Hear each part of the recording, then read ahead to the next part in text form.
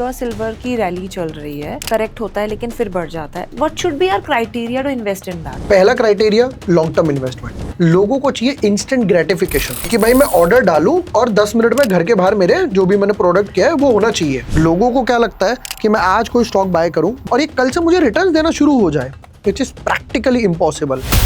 Fundamental ज्यादा strong reason है किसी चीज को बाय करने का या टेक्निकल? जब बुल मार्केट होगा ना तो घोड़े और गधे दोनों भागेंगे, और जब बियर मार्केट होगा तब गधा बैठ ही जाएगा, फिर वो कभी उठेगा ही नहीं। आपका अगर डेली 1% ROI निकल रहा है, which is still far better. Reliance साल का 10-12% से ग्रो कर रहा है। आप एक्सपेक्ट करो कि मैं आज डालूं और कल मेरा पैसा डबल हो जाए, पॉसिबल ही नहीं। ये प्राइस एक्शन से कब पता चले कि कितने दिन तक ये गैप डाउन चलेगा?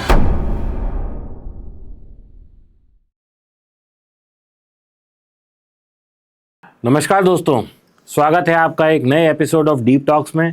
दोस्तों, डीप टॉक्स जहां हम बातें करते हैं पैसों की, बातें करते हैं गहराइयों की, जहां हम समझते हैं कि स्टॉक मार्केट के उतार चढ़ाव के बीच में आपको किस तरीके से पैसा निकाल के लाना है। दोस्तों, स्टॉक मार्केट एक रोलर कोस्टर की राइड है जहां पे सावधानी हटी दुर्घटना घटी। दोस्तों, ये एक ऐसा मंच है जहां स्किल की भी ज़रूरत है, स्मार्टनेस की भी ज़रूरत है, जहां मल्टी बैगर ढूंढते ढूंढते लोग बैगर बन जाते हैं और तुक्के से लिया हुआ शेयर भी बहुत अच्छा रिवॉर्ड दे देता है। लेकिन इसी सब कश्मकश के बीच में दोस्तों कुछ ट्रेडर ऐसे होते हैं, कुछ इन्वेस्टर ऐसे होते हैं, कुछ पारखी लोग ऐसे होते हैं जो बाज़ार में जिस चीज़ को पकड़ लेते हैं वो सोना बन जाती है, या ये कहो कि वो उस चीज़ को पकड़ते हैं जो सोना बनने वाली होती है। दोनों चीज़ों में फ़र्क है दोस्तों। इस फ़र्क को समझने के लिए ही आज जो गेस्ट आए हैं वो हमारे इस फ़र्क को क्लियर करेंगे। बाज़ार में किस तरह ट्रेड करना है, कैसे टेक्निकल्स को देखना है, कैसे प्राइस एक्शन को समझना है, कैसे फंडामेंटल को समझना है और किस तरीके से ये सोना बनते हुए सोने को पकड़ना है, आज समझेंगे। तो दोस्तों, स्वागत करते हैं विभोर वार्ष्णेय का, जो स्पेशली गाज़ियाबाद से हमारे पास आए हैं सिर्फ आप लोगों का ज्ञान अर्जन करने के लिए। दोस्तों, जब जब मैं इनसे मिलता हूं तब तब मैं इनसे बहुत कुछ सीखता हूं। और दोस्तों, सबसे बड़ी बात, आज आपको मैं एक खुलासा और करता हूं कि मैं ये जो आपके सामने कैमरे में बैठा हूं शायद नहीं बैठा होता अगर पहला पॉडकास्ट मेरी लाइफ का ये नहीं करते। तो स्वागत है विभोर आपका। पहले तो बहुत बहुत आभार कि आप मुझे, मेरी जहां ये जर्नी शुरू हुई तो फर्स्ट स्टेप आप ही का था। उसमें इतनी तारीफ की ना हमको आदत है नहीं। आपको जहां पहुंचना था भगवान ने वो रास्ता ऑलरेडी तय कर रखा था, मैंने तो एक हेल्प करी, आपने उस जर्नी को तय कराया। चलिए, खैर, मैं बहुत हमेशा आभारी हूँ आपका। Thank you. और बहुत सारे और लोगों का जिसने इस जर्नी में मेरा सहयोग किया, लेकिन सर्वप्रथम आपने किया, तो इसलिए आपका तहे दिल से धन्यवाद। थैंक यू भाई। सच बताऊं, स्टॉक मार्केट में लोग लॉस से ज्यादा एक और जगह पैसा लूज करते हैं, और वो है दोस्तों ब्रोकरेज। दोस्तों, आप परफेक्ट ट्रेड लेते हो, प्रॉफिट भी आता है, लेकिन end of the month account देखते हो तो लगता है कि ये पैसा गया कहां। दोस्तों, मैं आपको एक रियल चीज बताता हूं, जो भी एक्टिव ट्रेडर्स है ना, वो एवरेज 7 से 8 हजार हर महीने सिर्फ ब्रोकरेज में दे देते हैं। अब सोचो, ये अमाउंट साल का 40 से 50 हजार सिर्फ चार्जेस में ही उड़ा दिया, और वो भी बगैर सोचे समझे। ये वही पैसा है जो आपका कैपिटल ग्रो कर सकता है या आपके प्रॉफिट को डबल कर सकता है, क्योंकि जो पैसा खर्चे में गया अगर वो बच जाए तो मेरा प्रॉफिट है। और स्पेशली बिगनर्स के साथ ये सबसे ज्यादा होता है। स्ट्रेटेजी सही होती है, माइंडसेट सही होता है, पर अकाउंट ग्रो नहीं होता, क्योंकि हिडन कॉस्ट सब खा जाती है। और दोस्तों, मैं तो खुद इस फेज से गुजरा हूं, जब लगता था कि ट्रेडिंग मुश्किल है और खर्चे ऊपर से इतने ज्यादा, परंतु दोस्तों मेरा सिस्टम ही गलत था। फिर मुझे एक चीज समझ आई कि ट्रेडिंग केवल स्ट्रेटेजी का गेम नहीं है, कॉस्ट भी कंट्रोल करनी पड़ेगी। तब मुझे मिला दोस्तों लेमन का इन्फिनिटी प्लान। इसमें एक बहुत सिंपल सा फंडा है, आप एक फिक्स मंथली सब्सक्रिप्शन प्लान लो और उसके बाद दोस्तों अनलिमिटेड ट्रेड, यानी जीरो ब्रोकरेज। मतलब कि चाहे आप एक ट्रेड लो या 100 ट्रेड, पर ऑर्डर कोई चार्ज नहीं, यानी कि कोई 20 रुपए पर ऑर्डर, 10 रुपए पर ऑर्डर का कोई चक्कर ही नहीं है। और दोस्तों, सबसे इंटरेस्टिंग एंड शॉकिंग पार्ट कि अभी मात्र ये 199 यानी 199 रुपीज पर मंथ पे मिल रहा है through the link in description. यानी कि मेरे लिंक से आप लेंगे तो 199 रुपए पर प्रति माह आपको केवल देना पड़ेगा, जबकि इसका नॉर्मल प्राइस 1500 रुपए है। तो यानी कि अब आपको समझ आया कि मेरे लिंक से खोलने से क्या फायदा होने वाला है। अब दोस्तों इमेजिन करो कि जो 7 से 8 हजार रुपए आप मंथली दे रहे थे वो पूरा का पूरा आपके अकाउंट में बच रहा है। आइए दोस्तों अब अपना पॉडकास्ट शुरू करते हैं जो कि है विभोर के साथ, जहां आप सीखने वाले हैं एक बहुत अच्छी स्ट्रेटेजी। तो विभोर सबसे पहले शुरू करते हैं। जब मैं आपसे मिला था तब आप कहते थे मैं सीए ड्रॉप आउट हूँ, और तब तो आपका वो भी दोस्तों इनका एक बड़ा विचित्र ट्विटर हैंडल होता था जिसने मुझे सबसे ज़्यादा आकर्षित किया। इनका शायद उस नाम से अब इन्हें कोई जानता भी नहीं है। तब इनका ट्विटर हैंडल होता था गुप्ता जी प्राइस एक्शन वाले। अरे मेरा फोकस में सारा 2018 की बात है, ये 18-19 के आसपास की बात है। ये हैंडल से तो ऐसा लग रहा है कोई मिडिल एज बंदा होगा 40-45 साल का। जैसे लोग अपना नाम रखते हैं ना, दीपक जी हापुड़ वाले, मैंने रख दिया गुप्ता जी प्राइस एक्शन वाले। वो ऐसा लग रहा है जैसे कोई 40-45 साल का बंदा होगा, मोटा सा। और उस टाइम में दोस्तों ये सिर्फ 19 या 20 साल के रहे होंगे। कितने साल के रहे होगे तुम? मैं उस टाइम 25 के आसपास। 25 के आसपास। तो ये मतलब he is still a cute boy, लेकिन उस टाइम तो he was even more cute. Basically क्या है ना, मेरा सारा फोकस तब भी प्राइस एक्शन पे था, अब भी प्राइस एक्शन पे ही है, क्योंकि प्राइस से एटलीस्ट ना आपको एक आइडिया लग जाएगा। इंडिकेटर्स नो डाउट प्राइस को फॉलो करेंगे, बट वो वहां पर थोड़ा सा पीछे चलेंगे। प्राइस एक्शन आपको एटलीस्ट बता देगा कि यार आज गैप डाउन हुआ और गैप डाउन सस्टेन कर रहा है, तो मार्केट में बिकवाली का दबाव थोड़ा सा ज़्यादा चल रहा है, गैप अप हो रहा है। अच्छा, पहले दिन एक स्ट्रैटेजी है जिसे हम बोलते हैं ब्रेक अवे गैप्स। पहला दिन गैप अप हुआ। अब आप एक बात प्रैक्टिकली सोचो, गैप अप हो रहा है यानी कोई महंगा बाय करने में इंटरेस्टेड है। पहला दिन सस्टेन हो गया, दूसरे दिन फिर गैप अप हो गया, यानी कि न्यूज़ अभी तक रिटेलर्स को पता ही नहीं है। फिर दूसरे दिन गैप अप हो गया, यानी कि न्यूज़ नेक्स्ट लेवल पर पहुंच गई है इनसाइडर्स के पास, ये एक और अब महंगा बाय कर रहे हैं। फिर 8, 10, 12 दिन बाद पता चलेगा कि भाई साहब न्यूज़ थी क्या। तो gap ups and gap downs ये प्राइस एक्शन का पार्ट है, बट इंडिकेटर आपको नहीं बताएगा। इसलिए मैंने वो उस टाइम नाम रख लिया था गुप्ता जी प्राइस एक्शन वाले। तो ये कौन सा तुम्हारे पास ऐसा रामबाण टाइप का फॉर्मूला है जिससे कि जिस स्टॉक पे तुम हाथ रखते हो वो मल्टी बैगर हो जाता है? दोस्तों इन्होंने मुझे एक स्टॉक का नाम बताया था उस वक्त, वो मैंने लिया भी था और वो कुछ चंद रुपयों का था और वो 10-12x हो गया था विद इन 2 ईयर्स। मैं नाम इसलिए नहीं लूँगा क्योंकि दोस्तों सेबी का कंप्लायंस है, नहीं तो इनके वैसे जो चुनिंदे स्टॉक्स होते हैं इनसे समझेंगे वो कैसे निकालते हैं, रादर देन कि ये समझेंगे ये स्टॉक इतना हुआ वो स्टॉक उतना हुआ। बेटर है ये समझते हैं ना, ताकि आप और मैं सब लोग निकाल पाएं। दूसरी चीज आपने बिल्कुल ठीक बोली, वो तो हो चुका, अब आगे क्या? आगे क्या है मैं बता सकता हूं कि वो हो गया, अब उसका कुछ नहीं हो सकता, वो एक रैली आ चुकी। मेन फोकस क्या है ना, जो आपने जैसे रामबाण की बात बोली, ऐसा नहीं है कि पोर्टफोलियो में लॉस नहीं होगा, राकेश झुनझुनवाला जी, दमानी जी, सबको होगा, बट जो विनर्स हैं मैं उनको डबल डाउन करता हूं। आपको पता है कि आपका पॉडकास्ट किसके साथ अच्छा चल रहा है, ट्यूनिंग अच्छी चल रही है, आप उसे बोलोगे यार चल एक और करते हैं। जिसके साथ आपकी ट्यूनिंग ही नहीं बैठी, पॉडकास्ट भी नहीं चला, आप उसे दोबारा नहीं बुलाओगे। सेम एग्जांपल है स्टॉक्स के साथ। मुझे दिख रहा है मैंने एक स्टॉक लिया था 50 रुपए में, जिस स्टॉक की आप बात कर रहे थे, 100 हो गया। यहां पर लोग क्या करते हैं ना, 100 पे प्रॉफिट बुक करते हैं, गलत है। जो चीज आपके फेवर में है, ट्रेंड में है, आप उसको और बढ़ाओगे। क्यों? क्योंकि अगर ये नीचे भी जाएगी 50 तक, आपका कोई लॉस नहीं होने वाला, आप सेफ हो उसमें। लोग क्या करते हैं, जो स्टॉक गिर रहा है 50 का 25 हो गया, 30 हो गया, लोग उसको और भर लेते हैं। भाई वो तो तुम ऑलरेडी लॉस में थे, कंपनी का प्रमोटर या मालिक थोड़ी बनना है मेरे को।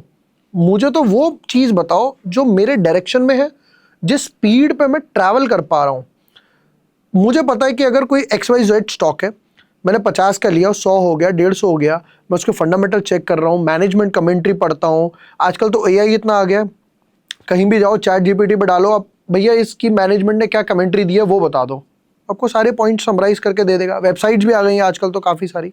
मुझे दिख रहा है अगर मैनेजमेंट बोल रही है जी हम 2 साल में केपेक्स करेंगे, यानी हम प्लांट लगाएंगे, फैक्ट्री बड़ी करेंगे, तो यानी इनके पास सेल्स की आ रही है, डिमांड आ रही है, फुलफिल नहीं कर पा रहे। तो मैं उस टाइप के स्टॉक्स में थोड़ा सा ज़्यादा वेटेज देता हूं अपना। दोस्तों कैपेक्स का मतलब होता है कैपिटल एक्सपेंडिचर, यानी कि मेरी फैक्ट्री की आज कीमत 1000 रुपये है और मेरी सेल मान लीजिए 500 रुपये की है।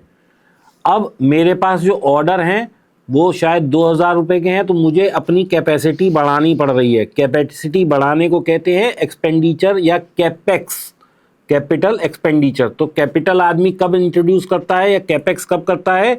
जब उसको पता हो कि मेरा अभी 500 का माल बिक रहा है, कल 2000 का माल बिक जाएगा। बिल्कुल सही। रीजन ये है, जैसे आपने कहा कि माल बिक जाएगा, उसको पता है डिमांड आ रही है, फुलफिल वो कर नहीं पा रहा और डिमांड आगे भी जनरेशन होगी। तो इस टाइप के स्टॉक्स में ना आज पैसा लगेगा 1 साल, 1.5 साल, 2 साल, बट ये जब धीरे धीरे धीरे साइकिल जनरेट करके देगा तब वो कैश इनफ्लोज अच्छे खासे हो जाते हैं। तो इस टाइप के स्टॉक्स पे आप फोकस करो जो केपेक्स कर रहे हैं, बट प्रॉब्लम ये आपको उनके साथ 1-2 साल पेशेंस रखना पड़ेगा। यू नेवर नो, वो कल से ही भागने लग जाए, 6 महीने बाद भागे, 1 साल बाद भागे, तब वो मोमेंटम बनेगा। लेकिन उसमें भी बहुत पेशेंस नहीं लूज हो जाता? वही तो सबसे आपको अपने पे भी डाउट होना शुरू हो जाता है कि मेरा डिसीजन ठीक है या नहीं है। उस चीज को फिर कैसे हैंडल करेंगे? बिल्कुल होगा। देखो, बट प्रॉब्लम क्या है ना, आप अगर अब एक चीज में घुस चुके हो, 50 पे ली, 60-70, 60-70, 60-70 की रेंज में घूम रहा है, पैसा निकालोगे तो भी पैसा नहीं बनेगा। फिर आपको दूसरा स्टॉक ढूंढोगे, फिर दूसरा ढूंढोगे, और जैसे ही आप दूसरे तीसरे पे गए, पहला वापस से भागना स्टार्ट हो जाएगा। यही सबसे बड़ी रिटेलर्स की प्रॉब्लम होती है। द मोमेंट यू बाय, या तो वो थोड़ा सा पुल बैक देगा या थोड़ा सा साइडवेज होगा, और द मोमेंट यू सेल वो एक रैली दे देगा। भागेगा नहीं, रॉकेट की तरह भागेगा। मैं आपको एक सिल्वर की कहानी बताता हूँ। मई 2024 में मैंने 92,000 पे सिल्वर बाय इनिशिएट करा। अब वो 4 लाख मार्कर आया, बट 92 से अगर आप देखोगे 1.10, 1.20, 1.90 इस रेंज में ही घूमता रहा। 1.50 से 4 लाख की रैली आई है सिर्फ लास्ट 4-6 महीनों के आसपास, बट वो पूरी रैली लाइट करने के लिए मुझे 1 साल होल्ड करना पड़ा और बार बार नहीं देखना। अच्छा, सिल्वर आज 31 हो गया, कल हो सकता है 1.25 हो जाए, 1.35 हो जाए, 1.20 हो जाए, 1.5 लाख हो जाए, वापस 1.10 के आसपास आ जाए। वो पूरी रैली अगर आपको एंजॉय करनी है तो आपको पेशेंस रखना पड़ेगा। क्वार्टर रिजल्ट्स देखो, उस बीच में क्वार्टर रिजल्ट्स कैसे आ रहे हैं। हो सकता है 5 क्वार्टर रिजल्ट ऊपर आए और एक आधा थोड़ा सा डिप ले जाए, कोई प्रॉब्लम नहीं है। कोई कंपनी सेल्स कर रही है, कोई प्रोडक्ट भर थोड़ी रही है कि बेची जाएगी बेची जाएगी बेची जाएगी। हो सकता है 5 में सेल्स भी ऊपर जाए, 4 में प्रॉफिट ऊपर जाए, हो सकता है एक आधे में नीचे आ जाए। कंपनी ने बोनस दे दिया, एक्सपेंसेस मैनेज नहीं हो पाए। आजकल तो आप खुद देख रहे हो यार, कॉपर इतना ऊपर चला गया, सिल्वर इतना ऊपर चला गया, एलपीजी की प्रॉब्लम हो रही है। तो जितने भी ये क्यूएसआर वाले हैं, इनका अगला क्वार्टर रिजल्ट खराब आएगा ही आएगा, this is for sure. KFC के बीच में उन्होंने बोला कि भाई हम 2-3 दिन के लिए आउटलेट बंद कर रहे हैं, हमारे पास गैस नहीं है। सिंपल सी बात है, प्राइसेस उनके रॉ मटेरियल के ऊपर जा रहे हैं। अब आपको पता है कि अगर आपका स्टॉक अच्छा है तो वो एक आधा क्वार्टर नीचे जाएगा, वापस से ऊपर आ जाएगा। पेशेंस मेन है कि उसमें बैठे रहो बस। पेशेंस मेन डेफिनेटली है, बट अगर आपने एलोकेशन ठीक दी है तो आपको प्रॉब्लम नहीं होगी। आपने क्या करा, 100 रुपए थे, 100 रुपए में से 50 रुपए 60 रुपए आपने एक ही स्टॉक में लगा दिए। अब आपको जब भी वोलेटिलिटी हो रही है वो टॉप पे दिख रहा है, अरे यार ये तो गिर गया, अरे यार ये तो गिर गया, क्योंकि आपने वेटेज अनयूजुअल दे दी। अब आप पैनिक कर रहे हो, कल को कंपनी बंद तो नहीं हो जाएगी, कल को कोई फ्रॉड तो नहीं हो जाएगा, आईडीएफ जैसा तो नहीं हो जाएगा, इंडसइंड बैंक जैसा तो नहीं हो जाएगा। अगर आपने दी ही उसमें 5%, 7%, 10% वेटेज है, तो भाई जो बाकी के 8 हैं 9 हैं वो तो काम करके देंगे, कोई ना कोई एक सेक्टर तो चलेगा। मुझे पता भी करेंटली आईटी नहीं चल रहा, मेरे पोर्टफोलियो में भी आईटी है, एंट्रोफिक है, बट मेटल्स ने मुझे बचा रखा है। मेटल से एक अच्छी खासी, Diversification। राइट, पीएसयू बैंक्स ने मुझे बचा रखा है, आईटी ने मुझे इस टाइम डुबा रखा है। पोर्टफोलियो इस तरीके से बैलेंस्ड मैं करके चल रहा हूँ और सबको ही करना चाहिए। मुझे नहीं पता आईटी कब रिकवर होगा, क्या पता कल आईटी ऊपर चले जाए, मेटल्स नीचे आ जाए, मेटल्स और ऊपर चले जाए, जब मार्केट और बुलिश फेज में आना स्टार्ट होगा। तो आप एक प्रॉपर एलोकेशन दो, 5%, 7%, 10% भी बहुत ज़्यादा है। विभोर, जैसे अभी गोल्ड और सिल्वर की रैली चल रही है, ठीक है, करेक्ट होता है लेकिन फिर बढ़ जाता है। डू यू थिंक गोल्ड तो चलो हम लोग कहते हैं सेफ हेवन है, सिल्वर में वोलेटिलिटी बहुत ज़्यादा है, हमने इसे एक्सट्रीम्स पे जाते हुए भी देखा और एक्सट्रीम्स करेक्शन भी देखी, right. So what should be our criteria to invest in that? पहला criteria long term investment. Long term से आपकी डेफिनेशन क्या है? कम से कम 2 से 5 साल। ओके 2 साल, क्योंकि 2 साल से तो नीचे लॉन्ग टर्म है ही नहीं। वो तो आप ये समझ लो आप मिड टर्म ट्रेड ले रहे हो। आजकल इंडिया की डेफिनेशन तो थोड़ी सी अलग हो गई है और उसका रीज़न पता है क्या है?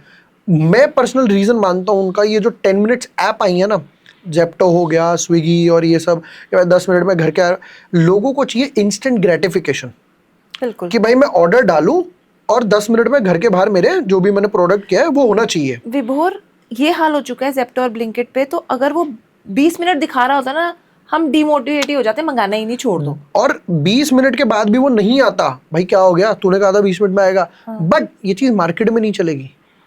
लोगों को क्या लगता है कि मैं आज कोई स्टॉक बाय करूं, गोल्ड सिल्वर या कोई भी स्टॉक की बात लेता हूं, और ये कल से मुझे रिटर्न देना शुरू हो जाए, विच इज प्रैक्टिकली इम्पॉसिबल। मैं आपको एक एग्जांपल देता हूं। सबसे पहले तो जॉब्स वालों का एग्जांपल लेते हैं। वो पूरे 30 डेज वेट करते हैं सैलरी आने का, बिल्कुल। उसके बाद पूरे साल वेट करते हैं इंक्रीमेंट का। मतलब लिटरली हैट्स ऑफ। उसमें भी भाई ऑफिस की पॉलिटिक्स, बॉस की बातें, छुट्टी नहीं मिलती, कई बार दिवाली पर भी वो लोग काम कर रहे होते हैं। Literally hats off to them. It's not easy कि मैं जॉब के साथ साथ कुछ करूं। तब वो धीरे धीरे मार्केट वगैरह में आते हैं। अब लोग मार्केट में है, सपोज करो कोई ट्रेडर है, वो जॉब वॉब नहीं कर रहा, मार्केट में है, उसको लगता है कि मैं आज अगर 1000 रुपए लगा रहा हूं तो मुझे कल ये 1200 रुपए होने चाहिए, 1500 होने चाहिए, 2000 हो जाए, 5000 हो जाए। 1000 का 5000 once in a blue moon में हो सकता है, बट 1000 का जीरो, 1000 का जीरो, 1000 का zero daily daily daily daily होगा। डेली डेली आपका 1000 का 5000 नहीं हो सकता। आप उस पर 5%, 7%। मुझे याद है दीपक भाई एक बार वेबिनार ले रहे थे, पता उन्होंने क्या बोला कि डेली 1% ROI का एक हिसाब रखो, कि आपका अगर डेली 1% ROI निकल रहा है, which is still far better, कि उसमें महीने में आप 20 बार ट्रेड लोगे, जिसमें से आप मान लेते हैं 5 बार लॉस करोगे, 15 बार प्रॉफिट करोगे, तो भी आप 7-8% के आसपास बना पाओगे। बट उसके लिए मैं पूरे 6 घंटे सिस्टम के सामने बैठ रहा हूं। ये डिफरेंस है। पहली चीज है, गोल्ड सिल्वर के पे वापस आते हैं कि लोगों को चाहिए लॉन्ग टर्म के हिसाब से आप देख रहे हो, वेल एंड गुड। ये कोई स्विंग ट्रेड वाली चीज नहीं है। Gold world class accepted commodity है। आप लंदन चले जाओ, दुबई चले जाओ, यूके चले जाओ, यूएस चले जाओ, इंडिया में आ जाओ, कहीं चले जाओ, गोल्ड के प्राइसेस में टैक्सेस की वजह से थोड़ा बहुत 19-20 फर्क होगा, बट आप यहाँ का सोना कहीं भी बेच सकते हो, कहीं का सोना यहाँ भी ला सकते हो, अगर वो ऑब्वियसली प्योर फॉर्म है।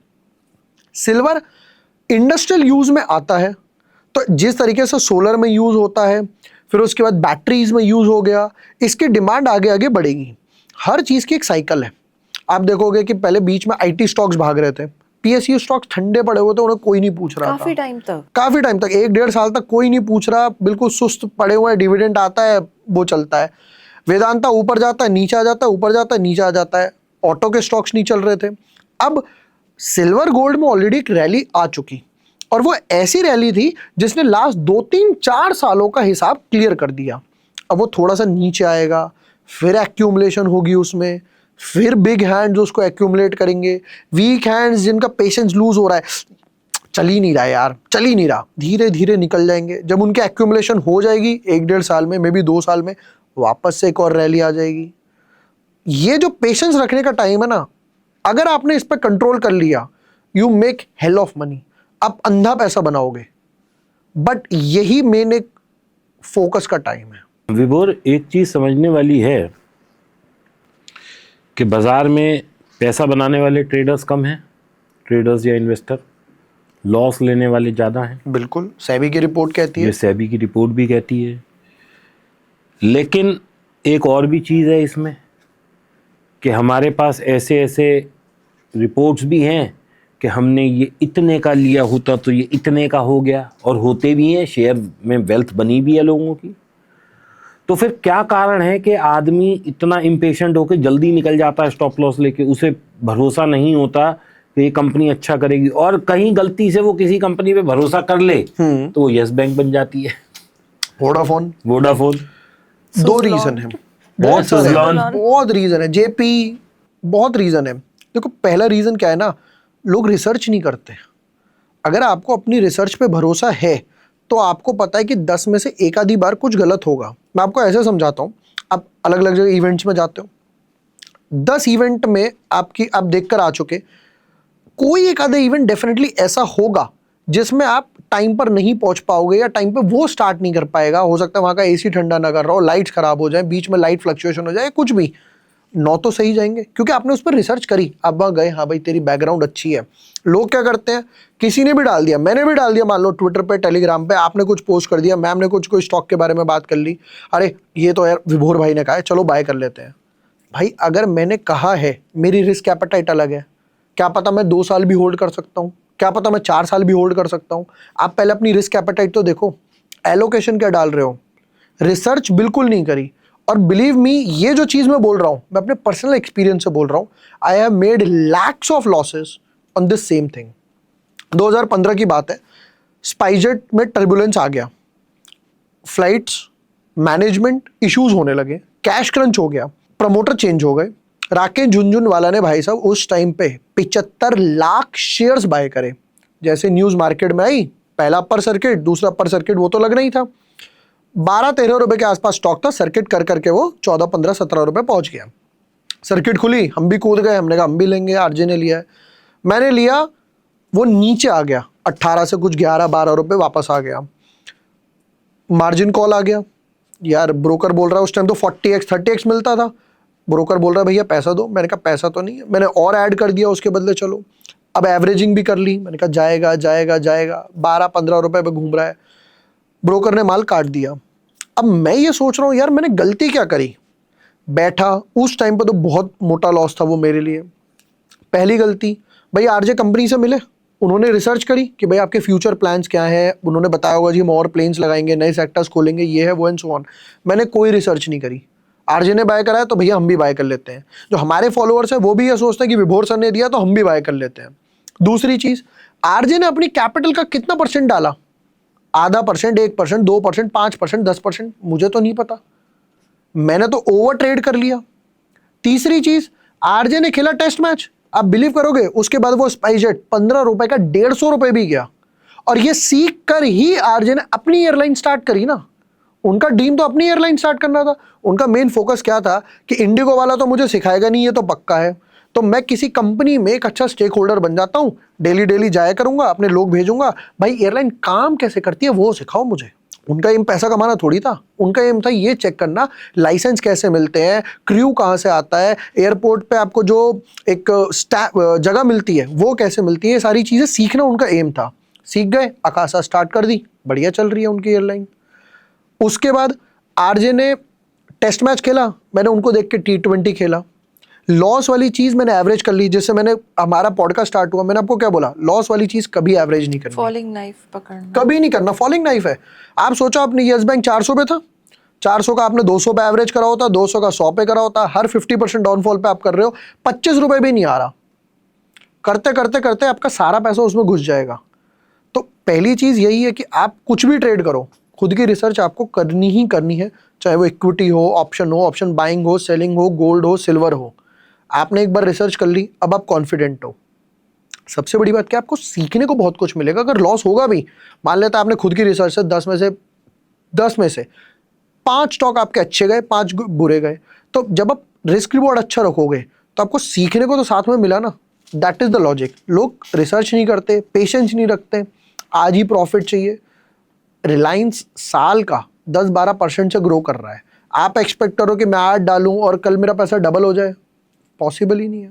बहुत सारे लोग विभोर ये सोचते हैं कि यार ये तो बहुत अच्छी कंपनी है, ये तो कभी डूब ही नहीं सकती, ऐसा एक मिथ बना लेते हैं। और बहुत सारे लोग ये सोचते हैं रिलायंस तो 20 लाख करोड़ की मार्केट कैप है, क्या ये यहाँ से डबल कभी होएगी भी या नहीं, ये तो अंत आ गया इसका, बस ये इससे ऊपर नहीं जा सकती। ऐसा टॉप 50 के लिए सोचते हैं कि ये ऊपर नहीं जा सकती, और बॉटम 50 के लिए सोचते हैं कि ये तो ऊपर ही जाएंगी, नीचे नहीं आ सकती, जबकि विपरीत हो जाता है। राइट।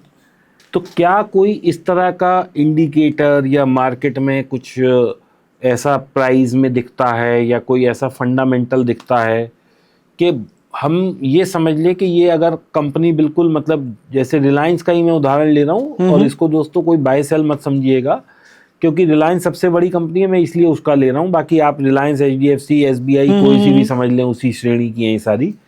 तो रिलायंस यहाँ से और ऊपर जाएगी, ये हम कैसे एनालाइज कर सकते हैं, या ऐसा कैसे सोच सकते हैं कि भैया अभी तो ये चलनी शुरू हुई है, ये तो यहाँ से 10x हो सकती है। अब 10x अगर हम रिलायंस की बात करें तो आज अगर 20 लाख करोड़ पे, तो क्या 200 लाख करोड़ हो सकती है रिलायंस। ओके, अब इसको ऐसे समझते हैं, ये फंडामेंटल वाला क्वेश्चन है, टेक्निकल वाला नहीं है। आपके पास ब्रांड्स पॉडकास्ट में कब आएंगे, जब आप एक्सपेंशन कर रहे हो। सेम चीज किसी कंपनी के साथ है। एक कंपनी के पास इन्वेस्टर्स कब आएंगे, जब आपके पास फ्यूचर प्लान्स है। आपके पास अगर फ्यूचर प्लान है ही नहीं तो कोई आपके साथ काम नहीं करेगा।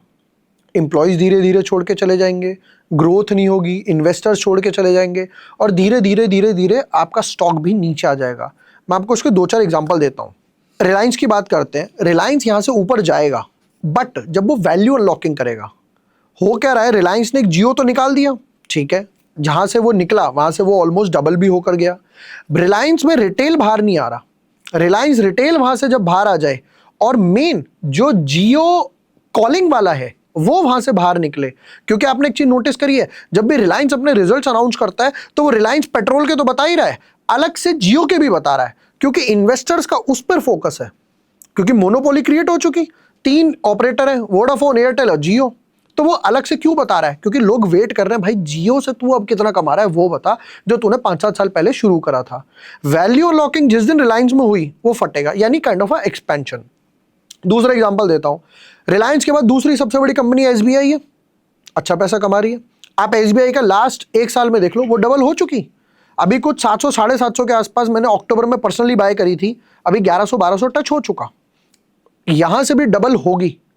बट जब उसके एनपीएस और बेटर होंगे, वो और ब्रांचेस ओपन करेगी। एचडीएफसी क्यों भाग रही है? हर 1-1.5 किलोमीटर में एचडीएफसी एक ब्रांच ओपन कर रही है, आईसीआई ब्रांच ओपन कर रही है। इंडिगो क्यों भाग रहा है? इंडिगो कह रहा है भाई जो सेक्टर है वहां पे मेरा एक बोर्ड लगा होना चाहिए, चाहे मैं दिन की 1 फ्लाइट चलाऊंगा, कनेक्टिंग चलाऊंगा। मतलब मैं ये नहीं करूंगा कि मैं दिल्ली से डायरेक्ट सोलापुर या कोल्हापुर लेके जाऊं, नागपुर लेके जाऊं, चाहे दिल्ली से मुंबई जाएगी, मुंबई से नागपुर जाएगी, तो ये दिल्ली टू नागपुर वाला बंदा डायरेक्ट फ्लाइट बुक कर लेगा मेरी, कि भाई चलो मैं 1 स्टॉप किया, मैं चला जाता हूं, मुझे बार बार ट्रेन के धक्के नहीं खाने पड़ेंगे। तो इंडिगो एक्सपेंशन करके जा रहा है। जो कंपनी केपेक्स की जो हम लोगों ने बात करी थी, उसके पास केपेक्स है, फ्यूचर प्लान्स है, ग्रोथ है, मैनेजमेंट कमेंट्री आप पढ़ो कि जब नेक्स्ट 2 साल में वेदांता ने क्या बोला कि जी मैं डीमर्जर लेकर आऊंगा, अप्रूवल भी लेकर आ गया एनसीएलटी से, गवर्नमेंट से, 400 का शेयर 700, 750, 800 रुपए लग गया। रीजन वॉज वेरी सिंपल, क्योंकि वेदांता अलग अलग डीमर्ज होने के बिल्कुल ब्रिंक पे बैठा है कि भैया जिसमें आपको पैसा लगाना है आप उसमें पैसा लगाओ। जो कंपनी एक्सपेंशन पे ही फोकस नहीं कर रही, आप एक ऐसा सेक्टर बताता हूं, आप बिलीव नहीं करोगे, उनके पास लाखों करोड़ों रुपए हैं, फ्यूचर प्लान्स नहीं है। आईटी क्यों गिरा? क्योंकि इन्फोसिस, टीसीएस सैलरी देते हैं 3-4 लाख रुपए के आसपास, कि भैया कॉलेज से जो बंदा बीसीए वगैरह करके निकला है, एक काम करते हैं उसको पिक कर लेते हैं, 3-4 लाख रुपए की सैलरी है। अब उसके बाद क्या होता है, इनके पास लाखों करोड़ों के रिजर्व्स हैं, फ्यूचर प्लान नहीं है। जैसे ही एंट्रोफिक आया, खटाक गिर गए। भाई दुनिया एआई पर जा रही है, इन्फोसिस के पास खुद का एआई नहीं है, टाई अप कर रहा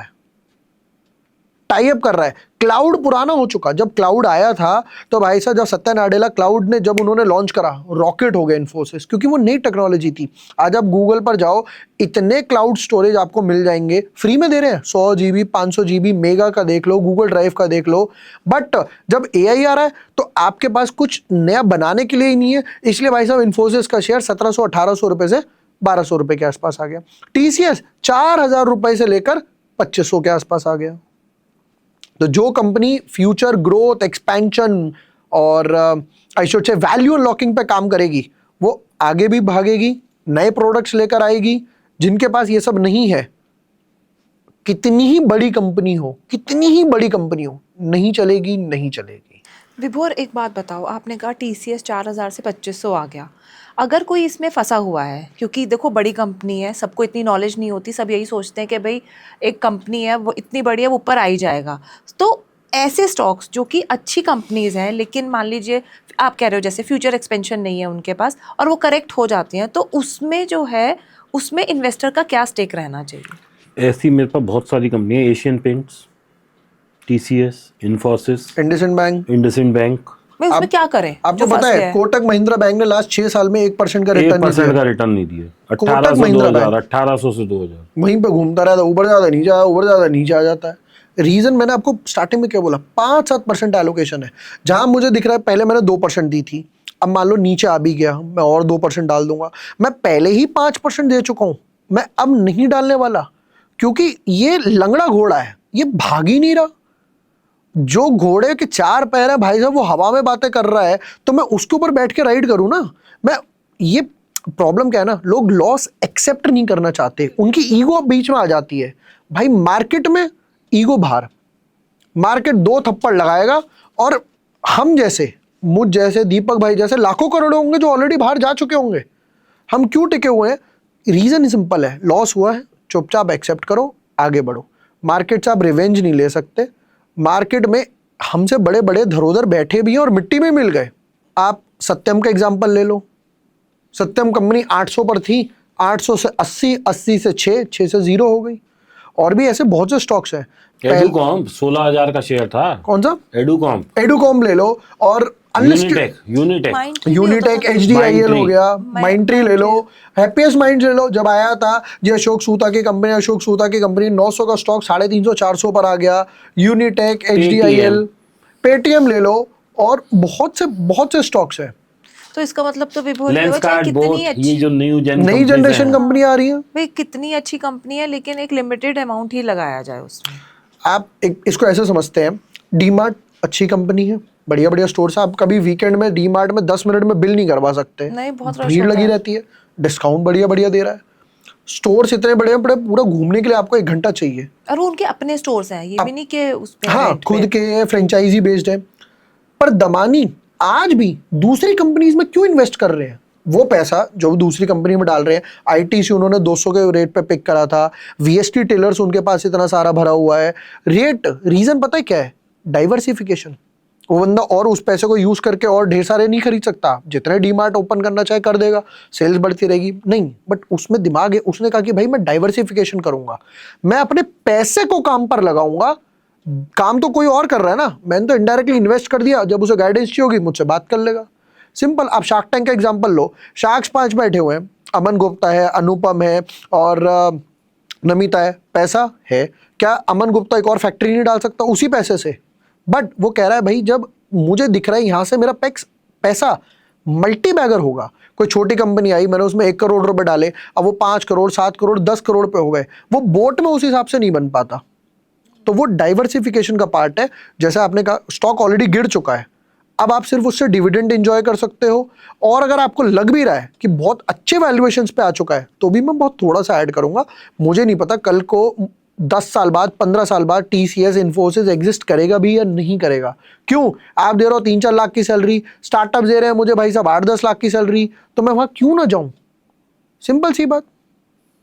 और उस तरह मतलब क्वालिटी ऑफ एम्प्लॉय भी तो डिटेरियोरेट हो रहा है ना, अगर एट्रिशन रेट जब भी कोई भी IT कंपनी रिजल्ट निकाल रही है तो ये बता रही है कि भाई मेरा एट्रिशन रेट क्या था, कि कितने इंप्लॉइज मेरे छोड़कर गए और कितने इंप्लॉइज मैंने इस क्वार्टर में ऐड करे। अगर वो नेगेटिव है, आपने ऐड करे 50, छोड़ के चले गए 80, तो भाई साहब मैं नेगेटिव 30 में हूं। अब इन 30 का काम कौन करेगा? लोग इन्फोसिस में टिक क्यों नहीं रहे? ऐसा है क्या? इन्वेस्टर ये सवाल ढूंढ रहा है। लोग निकल क्यों रहे? भाई कुछ ना कुछ तो गड़बड़ है ना आपके पास, तभी तो लोग छोड़कर जा रहे हैं। आपका ब्रेन वॉश क्यों हो रहा है? बाहर क्यों जा रहे हैं लोग? ये रीजन की वजह से इन्वेस्टर, फिर जो बड़े बड़े इन्वेस्टर हैं वो कहते हैं यार और कोई स्टॉक ढूंढते हैं जो अच्छा स्टार्टअप है, वो रैली लेकर चला जाता है फिर वापस। फंडामेंटल ज्यादा स्ट्रॉन्ग रीजन है किसी चीज को बाय करने का या टेक्निकल? Fundamental always. रीजन क्या है? जब बुल मार्केट होगा ना तो घोड़े और गधे दोनों भागेंगे, पर जब बियर मार्केट होगा तब गधा बैठ ही जाएगा, फिर वो कभी उठेगा ही नहीं। सिंपल सी बात है। 2020-2021 की आप रैली देखो, ऐसे ऐसे कचरा स्टॉक जिनका लोगों ने नाम ही नहीं सुना, कोई मेरे पास लेके आता था सर ये स्टॉक कैसा है, मैं देख रहा हूँ भाई प्रमोटर होल्डिंग 2% के आसपास है, कुछ नहीं है कंपनी में, स्टॉक भागे। अब जो करेक्शन आया है ना लास्ट 18 महीनों में, निफ्टी ने 1% का भी जो रिटर्न नहीं दिया है, अब उसमें ये स्टॉक बैठे हुए हैं। सबसे बड़ी एग्जांपल है आर पावर। 5 रुपए, 3 रुपए, 4 रुपए के आसपास था, 70 रुपए तक चला गया। क्या अनिल अंबानी के पास पैसा है? नहीं है। वो सामने से आप न्यूज में गूगल करो, वो कहता है कि जी भैया मैं तो अपनी मम्मी से पॉकेट मनी लेता हूं। ईडी ने इतने केसेस डाल रखे हैं उनके ऊपर, तो 70 रुपए की कोई वैल्यू है? नहीं है। अब ये 70 से वापस 20-30 रुपए के आसपास आ गया, 66% डाउन है टॉप हाई से। कोई फंडामेंटल है आर पावर के? नहीं है। आर पावर, आर कॉम, मतलब अनिल अंबानी की कोई भी कंपनीज उठा के देख लो, फंडामेंटली अच्छा जो स्टॉक होगा वो बियर मार्केट में करेक्ट होगा। जैसे ही मार्केट थोड़ा सा स्टेबल होगा, स्टॉक वापस से ऊपर की तरफ चला जाएगा, क्योंकि इन्वेस्टर को पता है इसको जो इन्वेस्टर है ना, उसे पता है मुझे टेक्निकल चार्ट से कोई लेना देना नहीं है, मैं तेरी कंपनी पे आके चेक करूंगा कि क्या तेरी सेल्स हो रही है या नहीं हो रही, मुझे तो बैलेंस शीट और अपना P&L अकाउंट दिखा दे। वो कहेगा हाँ जी सेल्स हो रही है, लो जी कच्चा चिट्ठा रख दिया, हाँ जी आपका प्रोडक्ट बिक रहा है, कोई बात नहीं, मार्केट गया तेल लेने, हम आपके फंडामेंटल में इन्वेस्ट कर रहे हैं। तो fundamental is always first, followed by technical. बहुत सारे लोग ट्विटर पे इधर उधर बहुत बड़े बड़े स्क्रीनशॉट दिखाते हैं प्रॉफिट के, बाद में थोड़े दिन बाद न्यूज़ आती है कि कुछ स्कैम निकल आया। बिल्कुल ऐसे ही बहुत सारी कंपनीज भी बहुत अच्छी अच्छी होती हैं, जैसे कि अभी एक रिसेंट उदाहरण मैं देता हूँ जेनसॉल का। Company was doing very good, stock भी ऊपर जा रहा था, पता लगा कि एक दिन कोई कॉर्पोरेट गवर्नेंस का इशू आ गया और धम से जीरो आ गया और मतलब खत्म हो गई। तो क्या ये कॉर्पोरेट गवर्नेंस का इशू इतना बड़ा होता है कि उस पे से सब जितने बड़े बड़े इन्वेस्टर होते हैं जिन्हें वो पहले बहुत अच्छा लग रहा होता है और एकदम से वो एग्जिट ले लेते हैं, तो क्या उनमें कोई स्कोप ऑफ इम्प्रूवमेंट नहीं होता? बहुत कम चांसेस है। Corporate governance is like a black spot, एक बार लग गया अब भरोसा नहीं किया जा सकता। अनलेस एंड अनटिल आप ये बोलोगे कि जी हमारे नंबर्स थोड़े से मिसमैच हो रहे हैं, समझ आता है। जैसे काइनीस में हुआ, कीन्स में भी सेम चीज़ हुई, कॉर्पोरेट गवर्नेंस का इशू आ गया, रिलेटेड पार्टी ट्रांजैक्शंस डिस्क्लोज वगैरह नहीं करे, स्टॉक भाई साहब 7-8 हज़ार से लेकर 4,000 पे आ गया और वहीं पे अभी साइडवेज इस तरीके से चल रहा है। कॉर्पोरेट गवर्नेंस ना मतलब कहने का ये है कि आपके ऊपर अब मुझे ट्रस्ट नहीं आ पा रहा कि मैं पैसा लगाऊं। आप ये बोल दो जी मेरी सेल्स नहीं हो रही, कोई प्रॉब्लम नहीं है, प्रॉफिट नहीं हुआ जी इस क्वार्टर में, कोई प्रॉब्लम नहीं है, बट आपने कुछ ऐसी हरकत कर दी है जिससे अब मेरे मन के अंदर ना एक कड़वाहट पैदा हो गई है, अब मैं आपके साथ काम नहीं करूंगा। The moment these two keywords corporate governance की न्यूज आई, इन्वेस्टर कहता है भैया जयराम जी की मार्केट में 6,000 कंपनी है, कोई ऐसी कंपनी नहीं है, हर सेक्टर में 10-10 कंपनी लिस्टेड है, आईटी, बैंक्स, ईवी में ले लो, बैटरीज में ले लो, सोलर में ले लो, मेटल्स में ले लो। तो वो कहता भाई तू अकेला नहीं है, मैं किसी दूसरी कंपनी के पास जाऊंगा, मैं वहां जाऊंगा या मैं उस कंपनी में अच्छा स्टेक बाय कर लूंगा ताकि मैं डिसीजन ही खुद ले पाऊं। अब बहुत सारी कंपनीज विभोर ऐसी होती हैं जो मोनोपोलाइज बिजनेस में होती हैं, जैसे कि मैं बात करूं Hindustan Unilever almost monopolise business है, मैं बात करूं पिडीलाइट की वो है, कुछ हद तक एशियन पेंट भी पहले वैसा ही था लेकिन अब कई कंपटीटर आ गए, लेकिन अभी भी देखा जाए तो 70-50 मार्केट शेयर है उसका। मारुति मोनोपोलाइज बिजनेस ही है, IRCTC। तो ऐसे स्टॉक तो कभी गिरने ही नहीं चाहिए, ऐसे स्टॉक तो बिल्कुल रॉकेट की स्पीड से ही भागने चाहिए, और यही सोच के इन्वेस्टर लेता है कि भैया फेविकोल, अरे ये तो कभी गिरेगा ही नहीं। कोलगेट मैं तो तब से पेस्ट कर रहा हूँ जब मैं पैदा हुआ था, ठीक है ना, चाहे वो 60-70 साल का भी आदमी है, तब से वो यही कह रहा है कि मैं तो जी कोलगेट से ही कर रहा हूँ पेस्ट, और आज भी वो वही ब्रांड इक्विटी पकड़ के, मतलब ब्रांड इक्विटी पकड़ के खड़ा है। तो क्या ये ब्रांड डाइल्यूट हो जाते हैं जब ये मोनोपोलाइज बिजनेस में हैं ये कंपनीज?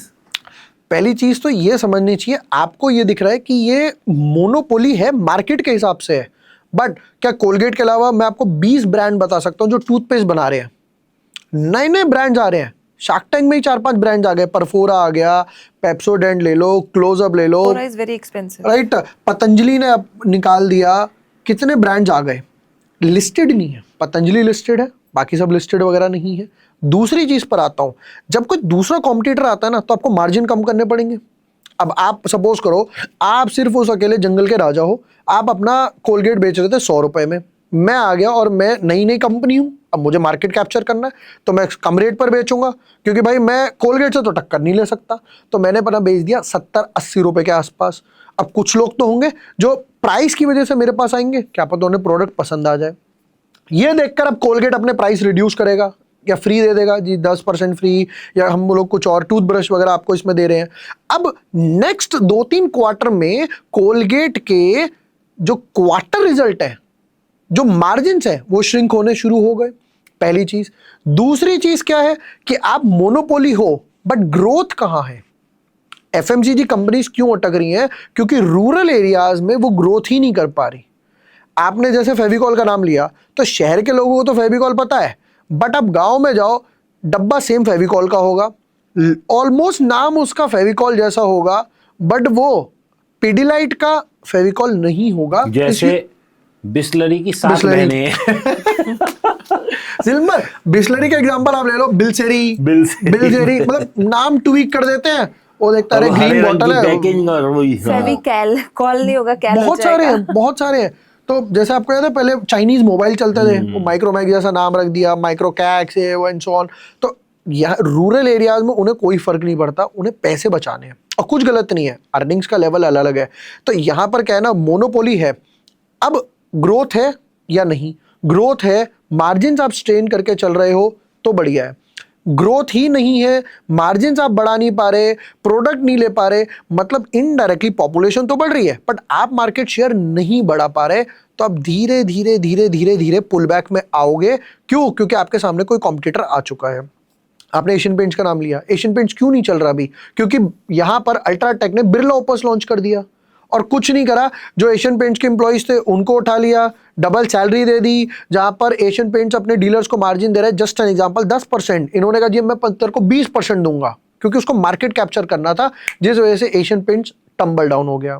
अडानी ने जैसे ही कहा कि जी मैं कच्छ में कॉपर वायर्स की फैक्ट्री लगाऊंगा, केईआई, पॉलीकैब, सब में एक झटका मेरे को देखने को मिल गया, क्योंकि वो बहुत बड़ी लगा सकता है, अंधा पैसा भाई साहब उसके पास, उसको जरूरत क्या है, चैनल उसके पास है, डिस्ट्रीब्यूशन उसके पास है, अडानी लॉजिस्टिक्स यूज करके खुद ही वो अपने माल को एक्सपोर्ट वगैरह कर देगा, पोर्ट्स उसके हाथ में है। उन्होंने कहा भाई सब है मेरे पास।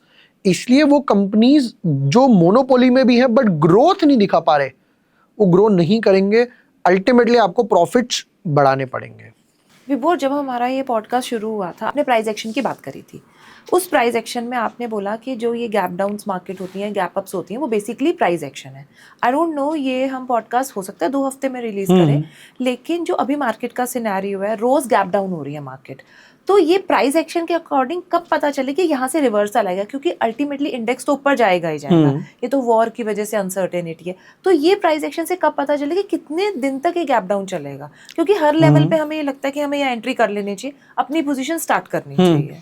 ये किसी को नहीं पता मार्केट कब ऊपर जाएगा, ट्रम्प को भी नहीं पता, मोदी जी को भी नहीं पता, बड़े से बड़े एनालिस्ट को नहीं पता। आप सिर्फ ये देख सकते हो कि सपोर्ट के आसपास आ रहा है, रिवर्सल्स आ रहे हैं, न्यूज़ पॉजिटिव आ रही है, तो हाँ मैं उस ट्रैक को रिकॉर्ड कर सकता हूँ, मैं उस मोमेंटम में जा सकता हूँ। बट अगर मान लेते हैं गैप डाउन हुआ, यानी सेलिंग प्रेशर है और सस्टेन कर रहा है। गैप डाउन, मैं एक चीज़ समझाता हूँ ज़रा व्यूअर्स को, गैप डाउन है, सस्टेन कर रहा है, समझ जाओ सेलिंग प्रेशर है। गैप डाउन हुआ और हल्का हल्का ऊपर की तरफ आने लगा, तो यानी बायर्स यहां से पुल बैक लेकर आ गए। इसका रिवर्सल अगर गैप अप है और सस्टेन कर रहा है, यानी कि बायर्स महंगे से महंगा बाय कर रहे हैं, आगे भी मोमेंटम ऊपर रहेगा। बट अगर गैप अप है और धीरे धीरे धीरे नीचे आना शुरू हुआ, तो यानी कि मॉर्निंग में 9:15 पे, 9:30 पे टॉप पे किसी ने मोटा माल काट दिया और अब ये धीरे धीरे नीचे आएगा, सेलिंग प्रेशर जनरेट करेगा। अब इसी तरीके से मार्केट में अभी क्या हो रहा है, गैप डाउन होता है, पूरे दिन टिका रहता है, नीचे की तरफ चला जाता है, फिर गैप डाउन होता है, टिका रहता है, एक आध दिन होता भी है जब गैप अप हो जाता है, फिर वापस धीरे धीरे नीचे आ जाता है। पर विभोर, अभी इन दिनों में 2-3 दिन गैप डाउन हुआ, फिर एक गैप अप में उसने काफी रिकवरी दी, आपने नोट किया होगा, फिर अगले दिन वो पूरी रिकवरी खत्म हो गई। हाँ, तो मैंने क्या बोला आपको कि फॉलोअप नहीं आ रहा ना। मान लो गैप डाउन हुआ, धीरे धीरे ऊपर आया मार्केट, बट वापस से मोमेंटम फॉरवर्ड नहीं हो रहा। आप एक बात सोचो, जिसके पास 1000, 5000, 10,000 करोड़ है, वो एक दिन में तो बाइंग कर नहीं पाएगा। पहले दिन तो कर रहा है, अगले दिन नहीं कर रहा। तो आप जो चीज बोल रहे हो उसे बोलते हैं शॉर्ट कवरिंग। जब मार्केट ऑलरेडी 500 पॉइंट गिर चुका है और हल्का सा 100-50 पॉइंट ऊपर जा रहा है, तो जिसने शॉर्ट्स बना रखे थे अब वो हल्की सी प्रॉफिट बुकिंग कर रहा है, उसे बोला जाता है शॉर्ट कवरिंग। तो यहां पर किसी को नहीं पता मार्केट ऊपर जाएगा, नीचे जाएगा, मतलब ये कब तक नीचे जाएगा। आई शुड से कोई, पर किसी के पास कोई जादू की छड़ी तो है नहीं, या फ्यूचर मेरे पास कोई घड़ी हो। सपोर्ट के आसपास कोई पैटर्न बना रहा है, कोई न्यूज आ रही है, वॉल्यूम जनरेट होने शुरू हुए हैं, तो मैं एक बारी को थोड़ी सी पोजीशन, इंडेक्स की बात कर रहा हूं, तो मैं बनाऊंगा। और ना आप स्टॉक स्पेसिफिक ट्रेड करो। आज भी ऐसे ऐसे स्टॉक्स हैं, अभी भी 52 वीक हाई पे चल रहे हैं। सोचो मार्केट कहाँ है, स्टिल ऑन 52 वीक। यस, ये स्टॉक 52 वीक हाई पे चल रहे हैं। क्रेजी। क्योंकि फंडामेंटल्स अच्छे हैं, ग्रोथ आ रही है, क्वार्टर रिजल्ट्स अच्छे आ रहे हैं। आप सोचो मार्केट अभी, मतलब मैं बोलता हूँ अभी कुछ 4-5 महीने, 3 महीने मान लेते हैं मोटा मोटा, दिसंबर नवंबर के आसपास 52 वीक लाइफ टाइम हाई लगा था निफ्टी का 26,300 26,400। तब भी मैं आपको ऐसे 500 स्टॉक बता सकता हूँ जो 52 वीक लो पर थे। निफ्टी कहाँ है, ये कहाँ है, इनका अलग ही उल्टा चल रहा था। रीजन सिंपल है, उनके फंडामेंटल्स खराब है। तो जब आप इंडेक्स में ट्रेड कर रहे हो, इंडेक्स अपने आप में निफ्टी 50 स्टॉक्स, बैंक निफ्टी में 15 स्टॉक्स है मेरे पास, सेंसेक्स में 30 है, तो मैं वहां पर निफ्टी के लेवल्स देखूंगा कि क्या ये सपोर्ट से बाउंस कर रहा है, क्या यहाँ पर कुछ फंडामेंटल वैल्यू बन रही है, न्यूज आ रही है, जीएसटी की कोई न्यूज आ गई, बजट से रिलेटेड कुछ आ गई, वहां पे पोजीशन आपको थोड़ी सी कम रखनी पड़ेगी, क्योंकि यहाँ पे 50 कंपनीज है, पूरे मार्केट की वोलेटिलिटी है, विक्स की वोलेटिलिटी है, ग्लोबल मार्केट की वोलेटिलिटी है, तो स्टॉप लॉस बहुत जल्दी कट सकते हैं आपके। तो दोस्तों मुझे तो बहुत मज़ा आया, काफ़ी कुछ सीखने को मिला। मैं ऐसी आशा करता हूं कि आप लोगों को भी सीखने को मिला होगा। दोस्तों बहुत विद्वान हैं फंडामेंटल्स में, टेक्निकल्स में, और टेक्निकल्स में दोस्तों इनका हाथ पकड़ पाना बहुत मुश्किल है, क्योंकि बहुत टाइम से कर रहे हैं, बहुत चार्ट्स को पढ़ा है इन्होंने और बहुत बारीकी से कैंडलस्टिक्स की भाषा को समझ लेते हैं। दोस्तों यदि आप चाहते हैं कि हम विभोर से और कोई प्रश्न पूछें तो आप कमेंट में कर सकते हैं। मैं या विभोर में से कोई भी, या विभोर से ही हम रिक्वेस्ट करेंगे कि भाई इनके जवाब दो। और यदि आप चाहते हैं कि विभोर को हम दोबारा बुलाएं ताकि ये ज्ञानवर्धक बातें हम इनसे और कर पाएँ और इसको और आगे अपनी जर्नी बना पाएँ, तो आप विभोर अगेन लिख दीजिए और दोस्तों हम इन्हें फिर से बुला लाएंगे और फिर से कुछ सीखने का मौका ले लेंगे इनके पास बैठ के। तो इस आशा से कि आज का ये पॉडकास्ट आप सब लोगों को पसंद आया होगा, तो खूब शेयर, लाइक और सब्सक्राइब करें। और विभोर का अपना भी एक चैनल है जिसको कि आप लाइक, फॉलो एंड सब्सक्राइब कर सकते हैं। वो भी काफ़ी ज्ञान की बातें करते हैं, काफ़ी अच्छे अच्छे पॉडकास्ट भी करते हैं और काफ़ी कुछ खुद भी सिखाते हैं। तो मैं आशा करता हूं दोस्तों यहाँ तक की जर्नी आपकी अच्छी रही होगी और आगे सीखने का जो हमारा मिशन है वो चलता ही रहेगा, क्योंकि लर्निंग शैल नेवर स्टॉप। तो आज इस सभा को यहीं विराम देते हैं। Thank you so much, thank you everyone, thank you Deepak भाई। अगर दोस्तों आप ट्रेडिंग सीरियसली कर रहे हो तो ब्रोकरेज बचाना सबसे स्मार्ट मूव है। दोस्तों लिंक डिस्क्रिप्शन में है, वहां से अकाउंट ओपन करोगे तो ₹199 वाला इंफिनिटी प्लान मिल जाएगा। बैक टेस्ट करो, डिसिप्लिन रखो और रिस्क मैनेजमेंट को फॉलो करो। Thank you.